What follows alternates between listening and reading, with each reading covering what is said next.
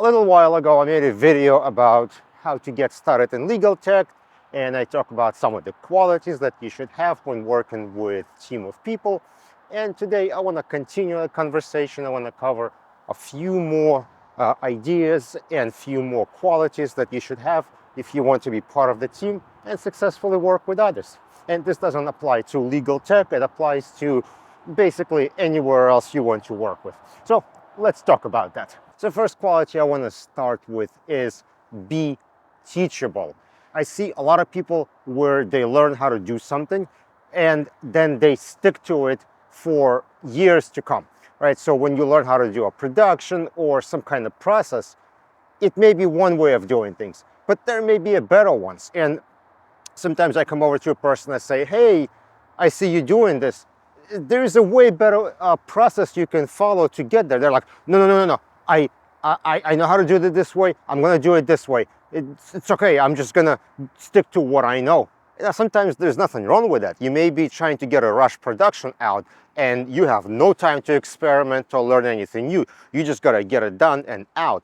But there are times when you should be open to other ideas and better ways of doing things. So if somebody, especially more senior person, more experienced one, comes over to you and say, hey, you're doing things inefficiently, can I show you a better way? You should be open to suggestions and see what they have to offer. Next, get along.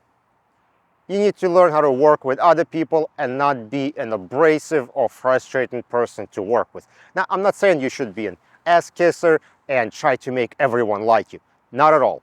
But you should learn how to function in a team where you are pleasant to work with. And that means you don't have to fight every single fight. You don't have to demand everything that you think you owned, and compromise. Now, there are times when you have to stand your ground and you say, look, we have to do it this way.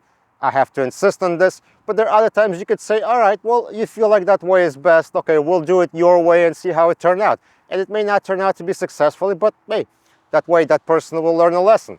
But the point is, try to get along with others so you have a pleasant working environment and people actually want to be in the same room with you. Or in working from home environment, I guess, be on the same Zoom call as you. You get the point. Next is do the right thing. And this is a little complicated because you have to have a certain skill level, you have to have experience to know what the right thing is. But it's kind of one of those things when Captain America didn't want to sign Sokovia Award because it felt wrong. Well, at some point you're going to develop that feeling where someone says to do something and you're like, I feel like it's wrong. I should do something else. I shouldn't do that. I shouldn't call up a client and demand something or argue on the specs. I should just do it how they ask. Or maybe someone says, don't worry about QCing something. We need to get this production out. And you're like, no. I need extra 15 minutes. I got to check this because I feel like there might be a problem somewhere. So you have to have that feeling. What is the right thing to do at the moment when everyone tells you otherwise?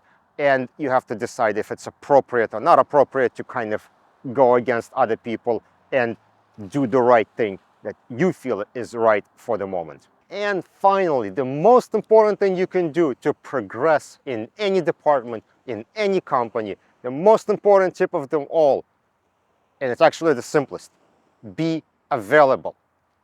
Now, you may not be the smartest person or the most technical person or most experienced, but if you are available, especially in lit support where people always need to stay overtime, help out like at unpredictable hours, if you're available, you could be so much ahead of everyone else in the department. So let's say you don't know how to do something, maybe there's a complicated job to load data comes in, and it requires loading, then it requires some steps and scripts to run, and that's really for an advanced tech person. You don't know how to do that. But your boss says, like, sends a group email, hey, is anyone available to load this? And everyone's like, nope, I'm drinking, I'm partying, I'm on vacation somewhere else. And you go like, hey, I don't know how to get it all done, but I would be happy to get started with it. I'll start the loading process, and then maybe tomorrow morning more senior tech can jump in and perform all the scripts and all that stuff. And doing just that will put you ahead of everyone in the company. You see all these people, they claim quality of life and all kinds of stuff. All you have to do is be available to help out when needed, and that's gonna put you ahead of everybody. All right, so let me know, what else would you guys recommend to somebody who is new to Lit support or just trying to make a head when they join the new company. Don't forget to follow on LinkedIn, subscribe on YouTube, and I will see you in the next video.